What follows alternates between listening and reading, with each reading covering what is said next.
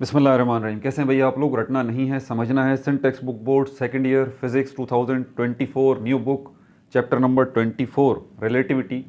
और इसका पार्ट जो है हम 3 करने जा रहे हैं। कॉपी पेंसिल ले लीजिए, लेक्चर को नोट करना है और मुस्कुराते रहना है। पिछला पार्ट अगर आपने नहीं देखा तो लाजमी नए आने वाले बच्चों को बताता हूँ भाई, ऊपर देखें, पिछला पार्ट आपको मिल जाएगा। और अगला पार्ट देखना है तो इसी वीडियो के एंड में इसी स्क्रीन के ऊपर आपको लिंक अगले पार्ट का मिल जाएगा। लेकिन पिछली वीडियोस देखनी है सारी, चैप्टर नंबर 15, 16, 17, 18, 19, 20, 21, 22, 23 और ये 24 चल रहा है। तो प्ले लिस्ट में जाए बगैर आपका मसला हल नहीं होगा। वेल ऑर्गेनाइज्ड वे में सारे पार्ट्स मौजूद हैं। कैसे जाएंगे? इसी स्क्रीन के नीचे देखें, लोगो नज़र आ रहा है आपको, रटना नहीं समझना है। उस पर क्लिक करें, पेज खुल जाएगा, वहाँ देखें प्ले लिस्ट का ऑप्शन है, प्ले लिस्ट पर क्लिक करें, सारी प्ले लिस्ट आपके सामने आ जाएंगी। 12 फिज़िक्स की प्ले लिस्ट में चले जाइए, वहाँ पर सारी वीडियोस जो हैं मौजूद हैं, पिछले सारे चैप्टर्स की अब तक की। इसके अलावा एक प्लेलिस्ट और है 12 केमिस्ट्री। 12 केमिस्ट्री कंप्लीट बुक, पूरे के पूरे 13 चैप्टर्स बना के मैं ऑलरेडी अपलोड कर चुका हूँ। 12 केमिस्ट्री न्यू बुक, पूरे के पूरे 13 चैप्टर, प्लस उसके अंदर एक ग्रैंड टेस्ट, एक टेस्ट है। आप परेशान होते हैं ना, आपका बड़ा सबसे बड़ा केमिस्ट्री में अब इस वक्त मसला क्या है मुझे पता है। जो सर पे आपके प्रेशर कुकर बना हुआ है ना, वो क्या है? वो है nomenclature, organic nomenclature, inorganic nomenclature, IUPAC, common system, समझ से बाहर है ना। ये आपका मसला जब ही हल होगा जब आप टेस्ट अटेम्प्ट करेंगे। आप कितना ही समझ लें, भूल जाएंगे। तो ये 1.5-2 घंटे की वीडियो बनी हुई है, ग्रैंड टेस्ट के नाम से वीडियो मौजूद है, ठीक है, प्रैक्टिस टेस्ट के नाम से वीडियो मौजूद है, उसको अटेम्प्ट करें। उसमें सारे ऑर्गेनिक नोमेनक्लेचर मैंने एक जगह इकट्ठे कर दिए। वो टेस्ट है, आपने सीख लिए हैं तो आ जाएं, बिस्मिल्लाह करें, पता लग जाएगा कितने पानी में, ठीक है। और उसी वीडियो में सोल्यूशन भी मैंने बताए हैं। बच्चे अटेम्प्ट कर रहे हैं, कमेंट में बता भी रहे हैं, आप भी उसको देखें। वो टेस्ट है, बार बार उस टेस्ट को अटेम्प्ट करें और परफेक्शन हासिल करें। ऑर्गेनिक नोमेनक्लेचर, IUPAC और कॉमन सिस्टम बोथ। इसके अलावा इनऑर्गेनिक नोमेनक्लेचर जो है वो अलग वीडियो है, इनऑर्गेनिक नोमेनक्लेचर की अलग वीडियो है, मिक्स मत कीजिएगा। इसके अलावा 11th केमिस्ट्री जो है कंप्लीट बुक में बना के ऑलरेडी अपलोड कर चुका हूँ। पूरे के पूरे 12 चैप्टर्स 11th केमिस्ट्री के वो भी मौजूद हैं। इसके अलावा मैट्रिक पाकिस्तान स्टडी जो है चैप्टर नंबर 5 वो अभी चल रहा है, ठीक है भाई। अब यहाँ पर आ जाते हैं अपने। इसके अलावा और भी प्ले लिस्ट है, आप देखिएगा। मैट्रिक की बायोलॉजी है न्यू बुक की, ठीक है, और भी है, मैट्रिक की केमिस्ट्री है। अब यहाँ पर पिछली 2 वीडियोस के अंदर जो हमने डिस्कस किया था उसको ज़रा क्विक यहाँ पर हम डिस्कस करें। आज का हमारा टॉपिक है रिलेटिव मोशन का, रिलेटिव मोशन, रिलेटिव मोशन। याद रख लीजिए, कभी भी आपसे जो है वो रिलेटिविटी के हवाले से जब क्वेश्चन पूछा जाए ना कि आप रिलेटिविटी या थ्योरी ऑफ रिलेटिविटी के बारे में क्या जानते हैं, सबसे पहले जो चीज़ आपने देखनी है, आपने सामने वाले से पूछना है कि भाई आप कौन सी थ्योरी ऑफ रिलेटिविटी की बात कर रहे हैं, पुरानी फिज़िक्स के हवाले से या नई फिज़िक्स के हवाले से। पुरानी फिज़िक्स को हम क्लासिकल फिज़िक्स कहते हैं, न्यूटनियन फिज़िक्स कहते हैं और मैकेनिक्स कहते हैं, और नई फिज़िक्स को हम मॉडर्न फिज़िक्स कहते हैं या आइंस्टाइन की फ़िज़िक्स कहते हैं। तो ये जहन में रखिएगा थ्योरी ऑफ रिलेटिविटी को। और गैलीलियन थ्योरी ऑफ रिलेटिविटी या न्यूटनियन थ्योरी ऑफ रिलेटिविटी ये क्लासिकल फिज़िक्स का हिस्सा है, ये मैकेनिक्स का हिस्सा है, ये ओल्ड फिज़िक्स का हिस्सा है, जो कि अभी हम डिस्कस कर रहे हैं। इससे पिछला वाला पार्ट जो फ्रेम ऑफ रेफरेंस को हमने डिस्कस किया वो भी गैलीलियन थ्योरी ऑफ रिलेटिविटी के पर्सपेक्टिव में ही किया था।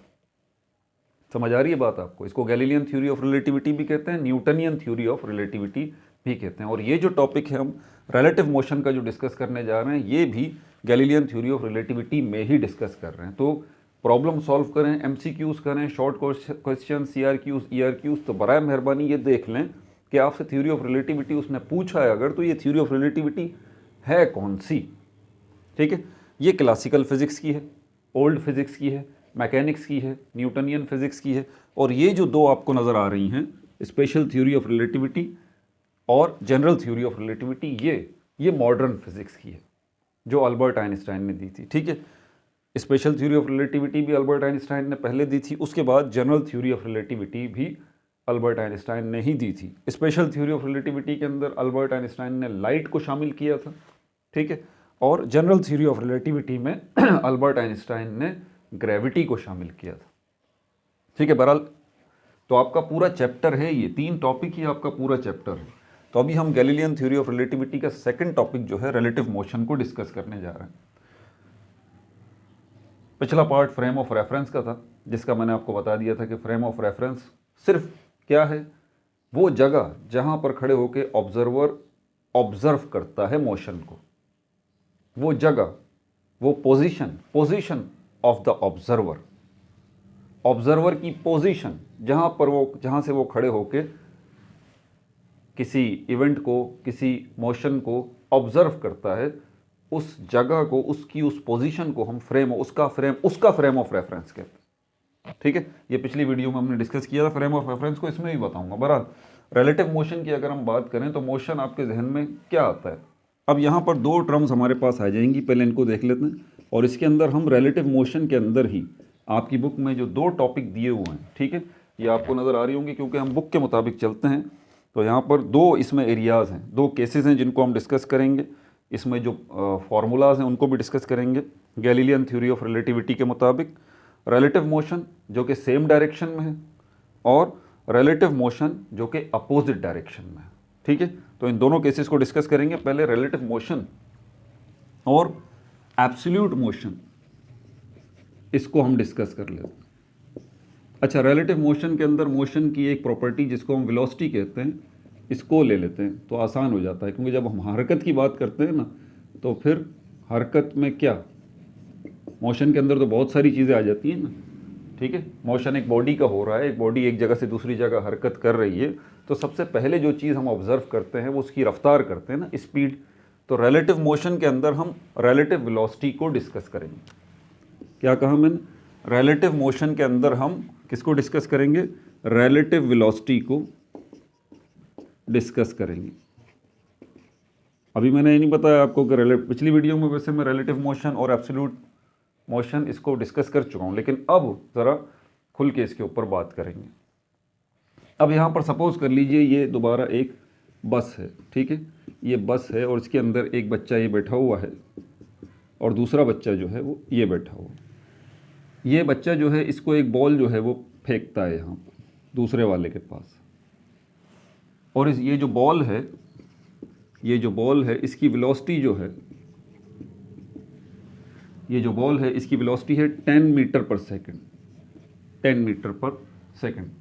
ठीक है, ये जो बस है जिसमें ये बच्चा बैठा हुआ है, ठीक है, इसकी वेलोसिटी जो है 50 मीटर पर सेकंड। यहां पर आप खड़े हुए हैं। अब यहाँ पर ध्यान में रखिएगा, जब हम फ्रेम ऑफ रेफरेंस की बात करते हैं, ये क्योंकि ये बच्चे परेशान हो जाते हैं ना, फ्रेम ऑफ रेफरेंस क्या है भाई, आप परेशान ना हो, वो पोजीशन ऑब्जर्वर की जहाँ से वो ऑब्जर्व कर रहा है, ठीक है, जहाँ से वो कैलकुलेट कर रहा है। तो आप यहाँ पर खड़े हुए हैं, ये बस चल रही है, इसकी वेलोसिटी, बस की वेलोसिटी कितनी है? 50 मीटर पर सेकेंड, और इसके अंदर जो बच्चे बैठे हुए हैं, ये बच्चा इसको बॉल फेंक रहा है, तो इस बॉल की वेलोसिटी है 10 मीटर पर सेकेंड। ठीक है, अब मैं इसके फ्रेम ऑफ रेफरेंस की बात करूं तो अगर ये कैलकुलेट करता है, तो ये अगर कैलकुलेट करता है वेलोसिटी ऑफ बॉल, मैंने क्या कहा? इसके फ्रेम ऑफ रेफरेंस में, यानी कि इसकी पोजीशन ऑफ ऑब्जर्वेशन को अगर मैं देखूं, इसके फ्रेम ऑफ रेफरेंस को देखूं, तो ये वेलोसिटी ऑफ बॉल जो कैलकुलेट करेगा वो कैसे करेगा? 50 + 10 = 60 मीटर पर सेकेंड। है ना हैरत अंगेज बात? देखें, है ना हैरत अंगेज बात कि ये बच्चे जो बैठे हुए हैं, ये इसको बॉल यहां से यहां फेंक रहा है, तो इस बॉल की वेलोसिटी क्या है? 10 मीटर पर सेकेंड। लेकिन इसी बॉल की वेलोसिटी को ये बाहर जो ऑब्जर्वर खड़ा हुआ है अपने फ्रेम ऑफ रेफरेंस में वेलोसिटी ऑफ बॉल को कैलकुलेट कर रहा है, तो कितनी आ रही है? 60 मीटर पर सेकेंड। मतलब 60 मीटर पर सेकेंड किसकी है? Velocity of ball. ये 60 क्यों आ रही है? इसके अंदर बस की वेलोसिटी भी आ रही है, इसमें बस की वेलोसिटी भी आ रही है। इसकी कैलकुलेशन इसके फ्रेम ऑफ रेफरेंस में, इसके फ्रेम ऑफ रेफरेंस में, इस बच्चे के फ्रेम ऑफ रेफरेंस के मुताबिक, इस बच्चे के फ्रेम ऑफ रेफरेंस के मुताबिक बॉल की वेलोसिटी कितनी है? 10 मीटर पर सेकेंड। इस बच्चे के फ्रेम ऑफ रेफरेंस के मुताबिक बॉल की वेलोसिटी कितनी है? 10 मीटर पर सेकंड स्क्वायर। यहाँ पर अगर और लोग भी बैठे हुए हैं इस बस के अंदर, और लोग भी बैठे हुए हैं, सब अपने अपने फ्रेम ऑफ रेफरेंस, ये अपने फ्रेम ऑफ रेफरेंस में, ये अपने फ्रेम ऑफ रेफरेंस में इस बॉल की वेलोसिटी को कैलकुलेट करेगा, 10 मीटर पर सेकंड ही आएगी। क्यों? क्योंकि ये सब लोग इस बस का हिस्सा हैं और बस की रफ्तार क्या है? 50 मीटर पर सेकंड। लेकिन ये बाहर जो ऑब्जर्वर खड़ा हुआ है, ये अपने फ्रेम ऑफ रेफरेंस में जब बॉल की वेलोसिटी को कैलकुलेट करता है तो 60 आती है। मतलब बस की जो वेलोसिटी है वो भी इसका हिस्सा है, बस की वेलोसिटी है वो भी बॉल की वेलोसिटी का हिस्सा है, इसके मुताबिक, इसके फ्रेम ऑफ रेफरेंस के मुताबिक। तो फ्रेम ऑफ रेफरेंस क्लियर हो गया? क्या है? वो जगह जहां से कोई ऑब्जर्व करता है, उसकी पोजीशन, ये ऑब्जर्वर है, इसकी पोजीशन की अगर मैं बात करूं जहां से ये ऑब्जर्व कर रहा है, मैं कहूंगा इसका फ्रेम ऑफ रेफरेंस। मेरे अल्फाजों पर गौर करें, इसका फ्रेम ऑफ रेफरेंस मतलब वो जगह जहां से ये ऑब्जर्व कर रहा है, इसका फ्रेम ऑफ रेफरेंस मतलब वो पोजीशन जहां से ये ऑब्जर्व कर रहा है, इसका फ्रेम ऑफ रेफरेंस मतलब वो पोजीशन जहां से ये ऑब्जर्व कर रहा है, इसका फ्रेम ऑफ रेफरेंस, इसका फ्रेम ऑफ रेफरेंस। इसी तरह अगर आप यहां पर खड़े हुए हैं, आप भी किसी गाड़ी में जा रहे हैं, और आप जब गाड़ी में जा रहे हैं, ठीक है, आप भी गाड़ी में बैठे हुए हैं, और आपकी गाड़ी की रफ्तार जो है वो है 100 मीटर पर सेकंड। आप कैलकुलेट करेंगे बॉल की वेलोसिटी को, आप कैलकुलेट करेंगे इस बॉल की वेलोसिटी को, तो आपके पास बॉल की वेलोसिटी कुछ और आएगी, आपके फ्रेम ऑफ रेफरेंस में बॉल की वेलोसिटी कुछ और आएगी। तो बॉल की वेलोसिटी है क्या आखिर? बॉल की वेलोसिटी रिलेटिव है। यही तो रिलेटिव का मकसद है, यही तो रिलेटिव का मतलब है, इसी को तो हम रिलेटिव मोशन कहते हैं। मतलब आपने शुरू में क्या सोचा होगा, यार बॉल की वेलोसिटी अगर यहाँ 10 मीटर पर सेकंड है बस के अंदर, तो यहाँ पर ये ऑब्जर्वर है, इसके मुताबिक भी 10 मीटर पर सेकंड होगी। यहाँ ये ऑब्जर्वर आप हैं, गाड़ी में जा रहे हैं, आपकी गाड़ी की वेलोसिटी 100 मीटर पर सेकंड है, तो आपकी वेलोसिटी भी 100 मीटर पर सेकंड है। आप कैलकुलेट करेंगे तब भी बॉल की वेलोसिटी 10 मीटर पर सेकंड ही आएगी? नहीं, ऐसा नहीं है। तो साबित हुआ कि इस बॉल की वेलोसिटी या इस बॉल का मोशन जो है वो डिपेंड करता है ऑब्जर्वर के ऊपर। और ऐसा मोशन, ऐसी वेलोसिटी जो डिपेंड करे ऑब्जर्वर के फ्रेम ऑफ रेफरेंस पर, ऐसी वेलोसिटी, ऐसा मोशन जो कि डिपेंड करता है ऑब्जर्वर के पोजीशन के मुताबिक, तो ऐसे वेलोसिटी को, ऐसे मोशन को हम कहते हैं रिलेटिव मोशन। तो इसीलिए ये जो मोशन है, ये जो हरकत है, ये जो वेलोसिटी है इस बॉल की, ये रिलेटिव है, क्योंकि हर ऑब्जर्वर के अपने फ्रेम ऑफ रेफरेंस के मुताबिक इस बॉल की वेलोसिटी आपके सामने आ रही है। ये फ्रेम ऑफ रेफरेंस इन बच्चों का फ्रेम ऑफ रेफरेंस है, या गाड़ी के अंदर जो भी लोग बैठे हैं उनके फ्रेम ऑफ रेफरेंस है, उसके मुताबिक 10 मीटर पर सेकंड है। ठीक है, यहाँ आप स्टैटिक खड़े हुए हैं, अपने ज़मीन खड़े हुए हैं, यहाँ पर आपके मुताबिक जो है वो, आपके फ्रेम ऑफ रेफरेंस के मुताबिक बॉल की वेलोसिटी 60 मीटर पर सेकंड आ रही है। और ये जो आप किस पे गाड़ी में सफ़र कर रहे हैं, इसके पीछे ही, और आपकी गाड़ी की रफ्तार जो है वो 100 मीटर पर सेकंड है, तो सपोज करते हैं वेलोसिटी ऑफ बॉल जो है वो 150 मीटर पर सेकंड है, 150 मीटर पर सेकंड है। अब देख रहे हैं आप, यही बॉल है, इसकी वेलोसिटी मुख्तलिफ जगहों पर मुख्तलिफ है। मतलब इसकी वेलोसिटी, इस बॉल की वेलोसिटी डिपेंड कर रही है ऑब्जर्वर की पोजीशन पर, ऑब्जर्वर के फ्रेम ऑफ रेफरेंस पर। ऐसी सिचुएशन में इस वेलोसिटी को हम रिलेटिव वेलोसिटी कहेंगे। ऐसी सिचुएशन में इस बॉल के मोशन को हम रिलेटिव मोशन कहेंगे, क्योंकि ये मोशन, ये वेलोसिटी फिक्स्ड नहीं है, not fixed, relative, not fixed. अब एब्सोल्यूट को देख लेते हैं। एब्सोल्यूट का मतलब है fixed velocity, fixed motion. Absolute motion मतलब ऐसा मोशन, ऐसी वेलोसिटी जिसका कोई ताल्लुक नहीं है ऑब्जर्वर के फ्रेम ऑफ रेफरेंस।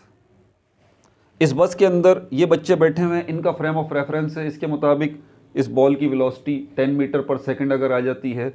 ये जो बाहर आप खड़े हुए हैं दरख्त के नीचे, यहाँ आप कैलकुलेट कर रहे हैं, आपके फ्रेम ऑफ रेफरेंस के मुताबिक भी अगर इस बॉल की वेलोसिटी 10 मीटर पर सेकंड कैलकुलेट होती है, यहाँ पर आपका दोस्त जो है ये बस में कार में जा रहा है, कार की रफ्तार 100 मीटर पर सेकंड है, इसके मुताबिक भी अगर बॉल की वेलोसिटी जो है वो 10 मीटर पर सेकंड ही आ जाती है तो आप कहेंगे कि बॉल की वेलोसिटी जो है वो एब्सोल्यूट है, बॉल का मोशन जो है वो एब्सोल्यूट है। क्यों? क्योंकि बॉल के मोशन को, बॉल की वेलोसिटी को कोई फ़र्क नहीं पड़ रहा ऑब्जर्वर के फ्रेम ऑफ रेफरेंस से। ये इन ऑब्जर्वर्स का फ्रेम ऑफ रेफरेंस हो या इस ऑब्जर्वर का फ्रेम ऑफ रेफरेंस हो या इस ऑब्जर्वर का फ्रेम ऑफ रेफरेंस हो, सबकी कैलकुलेशन एक ही रिजल्ट दे रही है, फिक्स्ड रिजल्ट दे रही है, एब्सोल्यूट रिजल्ट दे रही है 10 मीटर पर सेकंड। लेकिन हकीकत इससे कुछ और है। यही बात गैलीलियो ने फाइंड आउट की थी।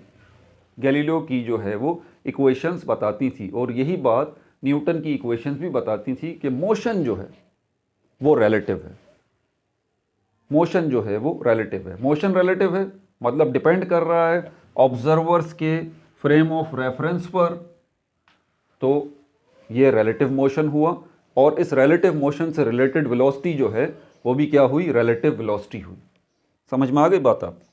ठीक है भाई, तो ये रिलेटिव मोशन और एब्सोल्यूट मोशन ये तो मैंने आपको कर दिया। तो यही गैलीलियन थ्योरी ऑफ रिलेटिविटी थी जिसमें उसने ये बात बोली थी कि भाई मोशन जो है वो रिलेटिव है। इसमें 2 केसेस हैं जो कि आपकी बुक में दिए गए हैं, इसी से 2 फॉर्मूलाज जनरेट होंगे।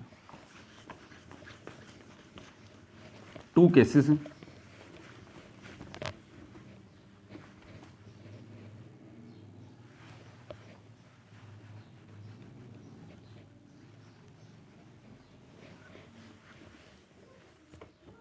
तो यहाँ पर रिलेटिव मोशन की डेफिनेशन आप लिखना चाहते हैं, चले मैं बता देता हूँ। डेफिनेशन, टाइप ऑफ मोशन, देखें आप डेफिनेशन आप खुद भी बना सकते हैं। Type of motion which changes according to the changing frame of reference, according to the changing frame of reference। क्या है रिलेटिव मोशन? क्या आपसे कोई पूछता है, आप बोले मोशन की एक टाइप है विच चेंजेस, जो चेंज हो जाती है, मोशन की ये टाइप जो है वो चेंज हो जाती है according to the changing frame of reference of different observers,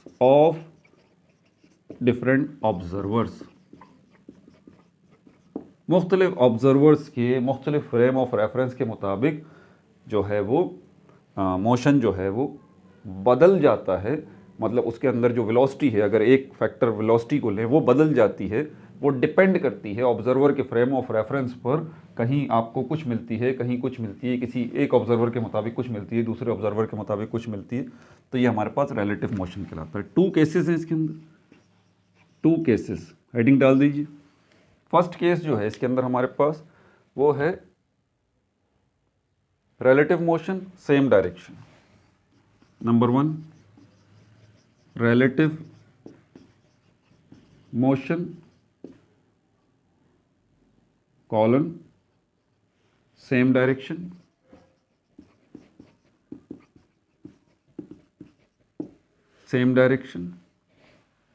और दूसरा जो हमारे पास रिलेटिव मोशन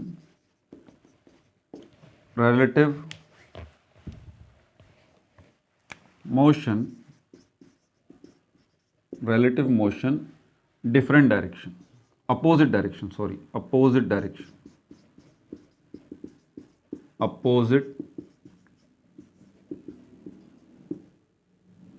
डायरेक्शन। ठीक है भाई, तो पहले वाला केस देख लेते हैं सेम डायरेक्शन के अंदर। अब आपको थोड़ा सा इमेजिनेटिव होना पड़ेगा, यानी कि आपको अपने इमेजिन में, जो अभी मैं बातें बताऊंगा, अपने इमेजिन में, अपने तसव्वुर में उस सिचुएशन को लाना पड़ेगा। देखें तभी मज़ा आएगा आपको, अपने तसव्वुर में उस सिचुएशन को आप लेके आएँ। ठीक है, और यहाँ पर हमारे पास सेम डायरेक्शन के अंदर जो है ये 2 कारें हैं, ये दूसरी कार है, ये कार भी आगे की तरफ जा रही है, ये कार भी आगे की तरफ जा रही है। इनकी वेलोसिटीज़ में फ़र्क है। ठीक है भाई, इनकी वेलोसिटीज़ में फ़र्क है। इनकी वेलोसिटीज़ में फ़र्क है। 2 केसेस कहा गया, हाँ ये रहा, इनकी वेलोसिटीज़ में फ़र्क है। यहाँ पर हमारे पास जो कार ए है, ये कार ए है और ये कार बी है, ठीक है भाई। कार ए जो है, speed of car A, speed car A की स्पीड जो है वो 20 मीटर पर सेकंड। आप कार ए में बैठे हुए हैं, ठीक है, और स्पीड कार बी, और जो कार बी है उसकी स्पीड है 15 मीटर पर सेकंड। 15 मीटर पर सेकंड। मैंने कहा था ना कि आपने इमेजिन में देखें, ऑब्वियस सी बात है, यहाँ पर ये जो कार बी है इसकी क्या है 15 मीटर पर सेकंड, 15 मीटर पर सेकंड। ये कार ए जो है इसकी है 20 मीटर पर सेकंड, 20 मीटर पर सेकंड मतलब, और सेम डायरेक्शन में। आप अपने तसव्वुर में देखें, आप कार चला रहे हैं, आपके आगे एक और कार चल रही है, आपके आगे जो कार चल रही है ना उसकी वेलोसिटी स्लो है, उसकी स्पीड स्लो है, आपकी गाड़ी की रफ्तार तेज़ है, लेकिन डायरेक्शन सेम है, बिल्कुल स्ट्रेट लाइन होनी चाहिए आपकी डायरेक्शन, ये बिल्कुल इस मार्कर की तरह। यहाँ पर दूसरी गाड़ी चल रही है 15 मीटर पर सेकंड के हिसाब से, यहाँ आप आ रहे हैं 20 मीटर पर सेकंड के। मैंने कहा इमेजिन में अपने आप को ले जाएं तसव्वुर में, ये 15 वाली हो गई 15 मीटर पर सेकंड, ये स्लो है, आप यहाँ आ रहे हैं, आपकी वेलोसिटी 20 मीटर पर सेकंड है। आपको पता है जब आप कैलकुलेट करेंगे इसकी वेलोसिटी को, या ये जो है वो आपकी वेलोसिटी को कैलकुलेट करेगा, तो 15 नहीं आएगी। इंटरेस्टिंग बात है जी, आप जो पीछे 20 मीटर पर सेकंड की रफ्तार से आ रहे हैं इसकी वेलोसिटी को कैलकुलेट करेंगे 15 नहीं आएगी। आप 20 मीटर पर सेकंड की रफ्तार से आ रहे हैं, आगे वाली कार की वेलोसिटी को कैलकुलेट करेंगे 15 नहीं आएगी, हालांकि इसकी क्या है 15 मीटर पर सेकंड है। कौन कैलकुलेट कर रहा है? मैं ग्राउंड पे खड़ा हुआ हूँ या आप ग्राउंड पे खड़े हुए हैं, आप इसकी रफ्तार को देख रहे हैं, इसकी रफ्तार को भी देख रहे हैं, बल्कि इन दोनों गाड़ियों के स्पीडोमीटर भी तो बताएंगे।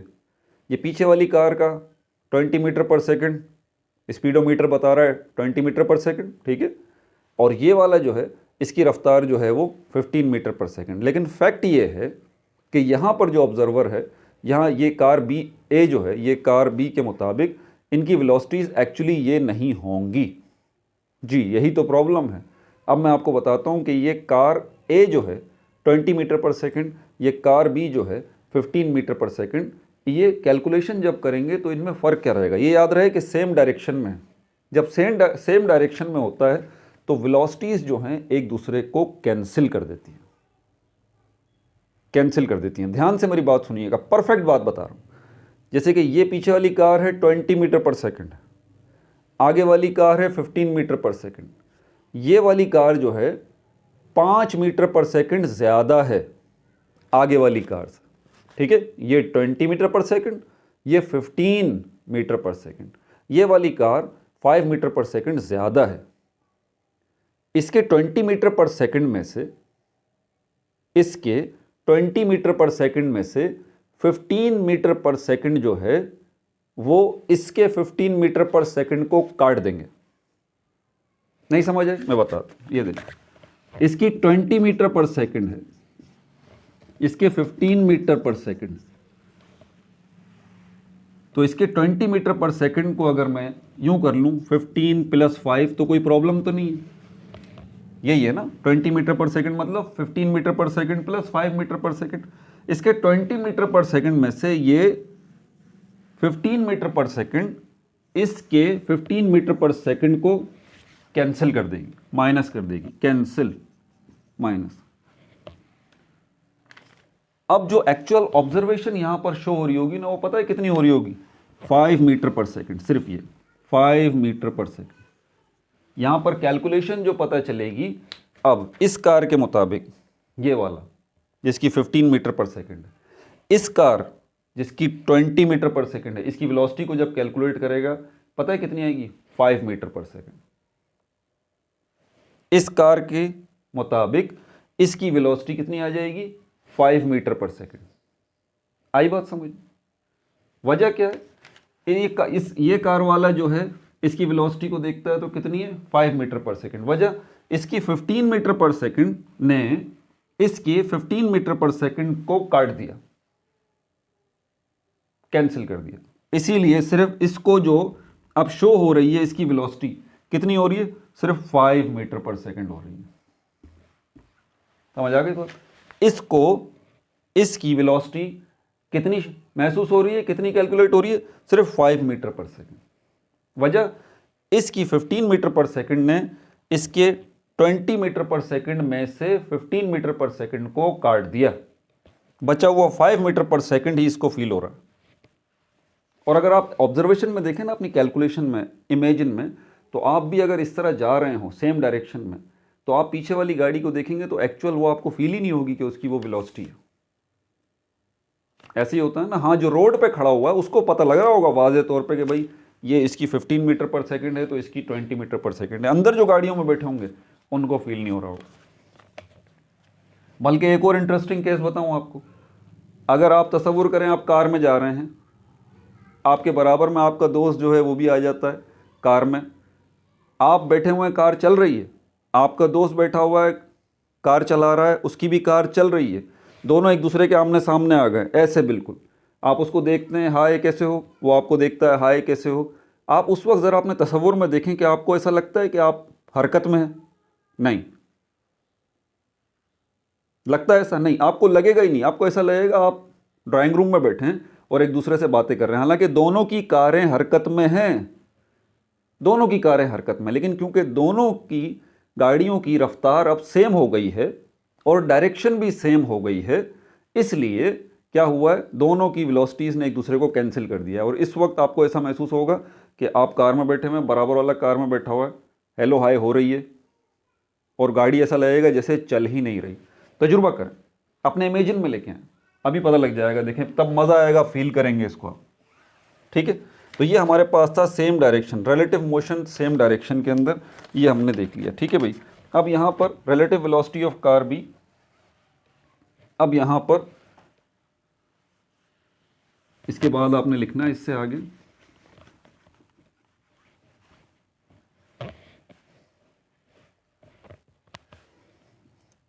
ठीक है भाई।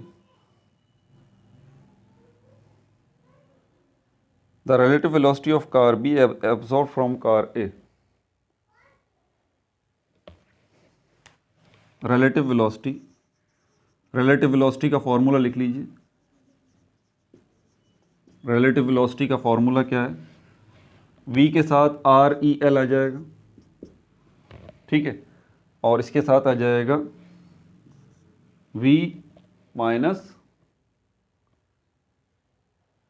V1 minus V2, V1 minus V2। ये आपके पास आ गया रिलेटिव वेलोसिटी का फॉर्मूला। समझ में आ गई बात आपको? ये देखें, आप माइनस करेंगे इसके अंदर V1 माइनस V2, ये एक कार A और कार B की वेलोसिटीज़ आ जाएंगी। आपके पास रिजल्ट क्या निकलेगा वो मैंने अभी आपको वैसे ही बता दिया, 5 मीटर पर सेकंड।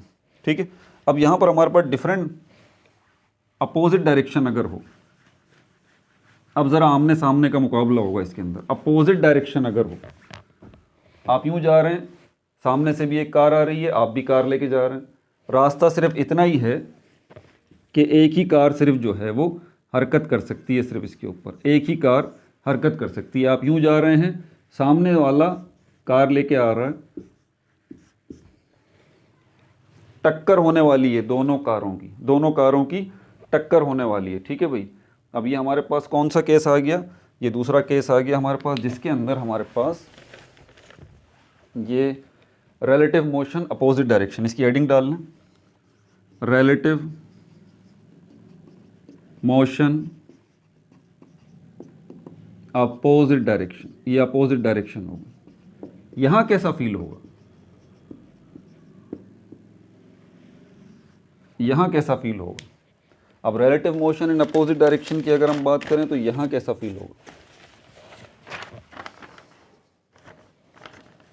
दो कारें हैं यहाँ पर भी, कार ए,